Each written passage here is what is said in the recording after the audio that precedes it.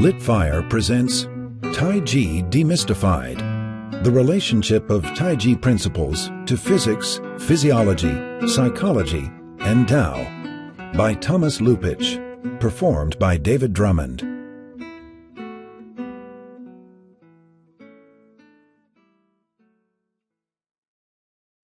A major difference between TAIJI and other martial arts is the fact that no technique is used in TAIJI. When one designs and applies a technique, he does so for a preconceived future that may never exist.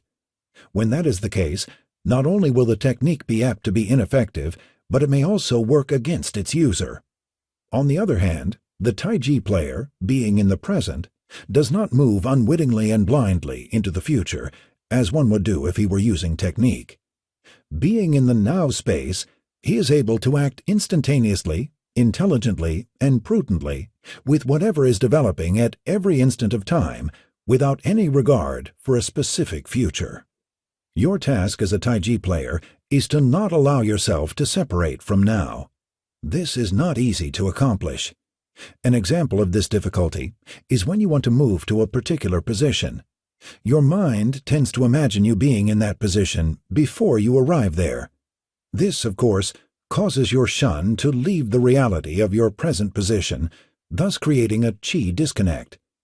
It's not easy to stay in the now, but the benefits of doing so are great. If you are not in the now, you miss much of life. Eckhart Tolle summed this concept this way: most humans are never fully present in the now, because, unconsciously, they believe that the next moment must be more important than this one. But then you miss your whole life, which is never not now. And that's a revelation for some people, to realize that your life is only ever now. It would do us well, therefore, to hearken to the old Tibetan proverb: do not pursue the past, do not usher in the future, rest evenly with present awareness.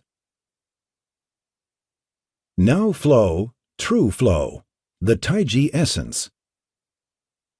Physics is the study of pushes and pulls. Martial artists are interested in those pushes and pulls, for they are the forces that players create and deal with, all of which are intimately connected to flow. Flow, among other things, is also the flow of kinetic energy and the transference of forces. Earlier, we explained that flow is the process of the connectivity of your body parts and their movements. Flow's smoothness is largely dependent on subconscious controllers, namely your subconscious mental, emotional, and physical processes, all of which are intimately connected to your ability to relax, that is, your ability to disengage conscious control.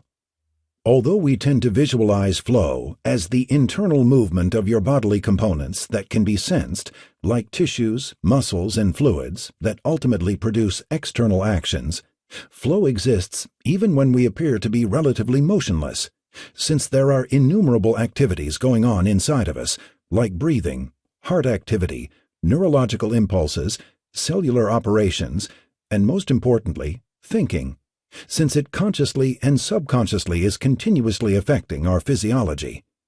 No matter whether you are relatively active or still, there is always flow.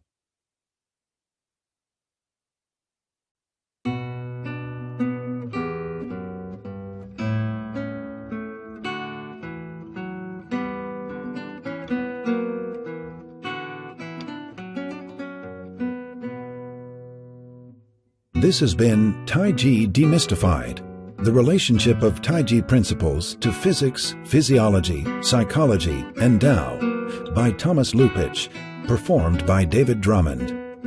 Text copyright 2016 by Thomas Lupich. Production copyright 2016 by LitFire. All rights reserved.